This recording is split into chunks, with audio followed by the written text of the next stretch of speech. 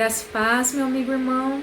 Hoje eu quero usar esse nosso tempo devocional de esperança e vida para encorajar você diante desse momento delicado que temos vivido em nosso país por conta desse cenário político e de tudo que tem acontecido em torno dessa última eleição presidencial.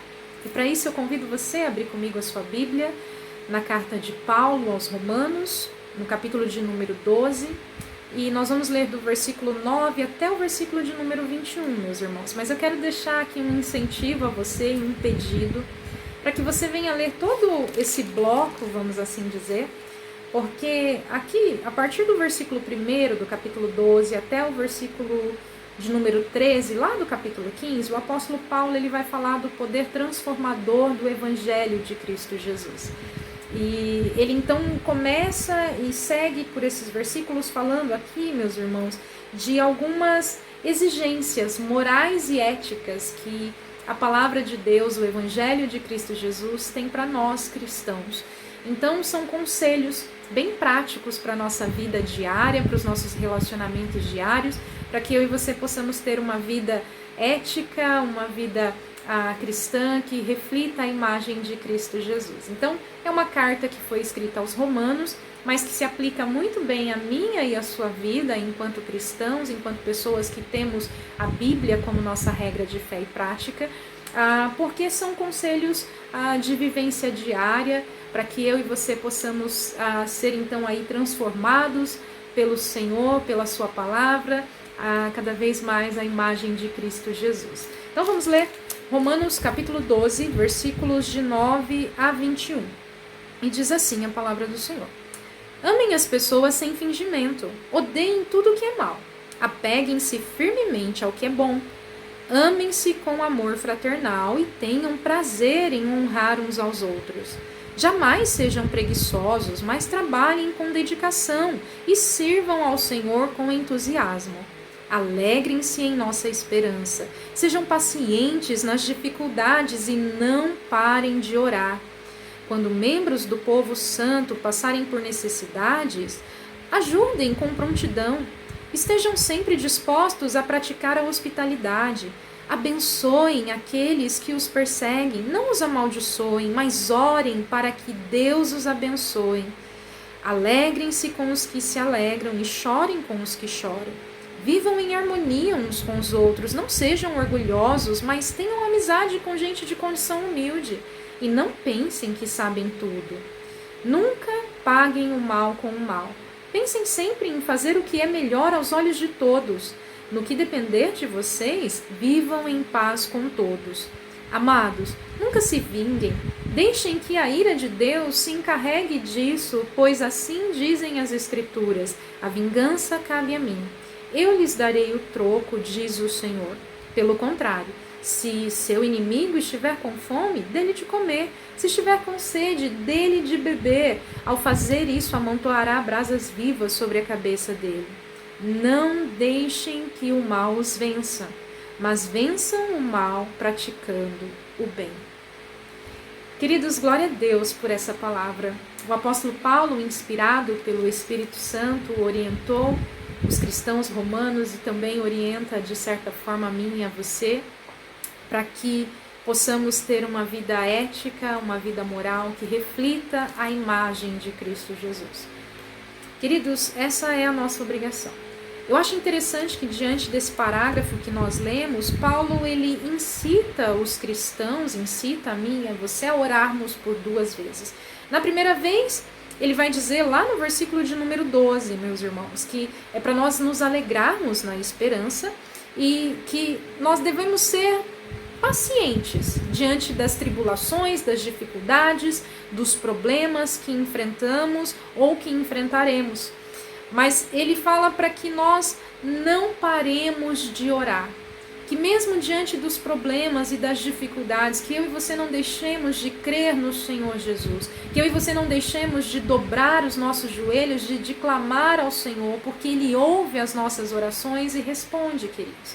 Mas Ele não responde da maneira como eu e você queremos, mas como nós precisamos, para que o Seu nome seja glorificado nas nossas vidas e através das nossas vidas.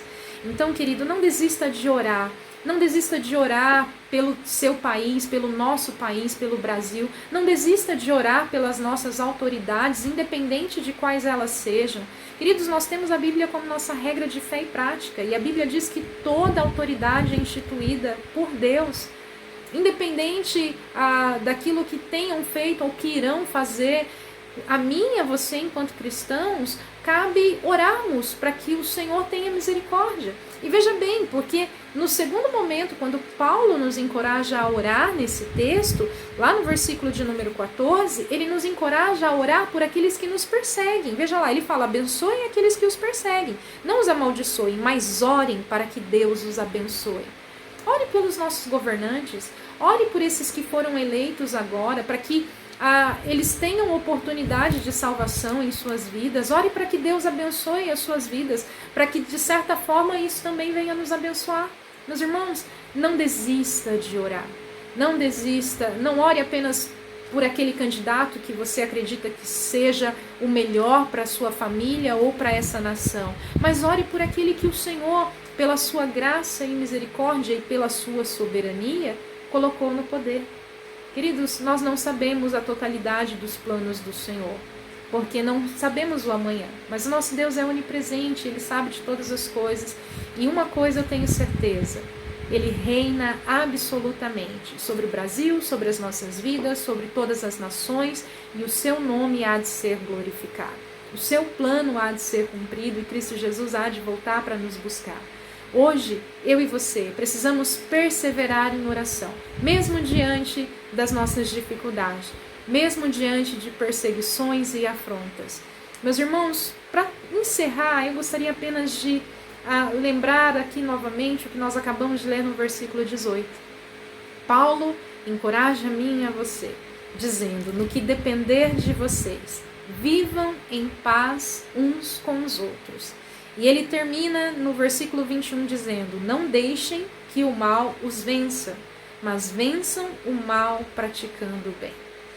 O fato de alguém próximo de mim ou você praticar o mal não nos dá a oportunidade de praticar o mal. Não nos dá o direito de praticar o mal. Eu e você conhecemos a verdade. Muito será cobrado a quem muito é dado. Então, meus irmãos, eu e você devemos, pela graça de Deus e na força do Espírito Santo, nos esforçarmos para vivermos o bem, para fazermos o bem, independente do mal que venham fazer ao nosso redor.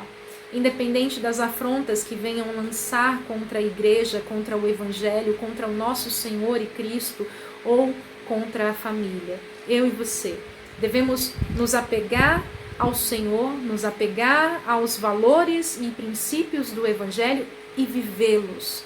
Não apenas reivindicá-los, mas vivê-los dentro das nossas casas, dentro das nossas famílias, e assim saímos para fora também manifestando essa poderosa glória e manifestando todo esse poder transformador do Evangelho de Cristo Jesus. Querido, que o Senhor nos dê essa ousadia e perseverança de permanecermos unidos em oração pela nossa nação, pelos nossos governantes, e também nos esforçando para termos paz com todos, tá bom? Que o Senhor nos ajude nessa árdua tarefa a manifestarmos a glória de Deus dessa maneira. Que você e todos em sua casa tenham um final de semana abençoado, confiando de que o Senhor, Deus, não perdeu o controle de toda a situação, porque Ele é soberano. Um grande abraço e até a próxima.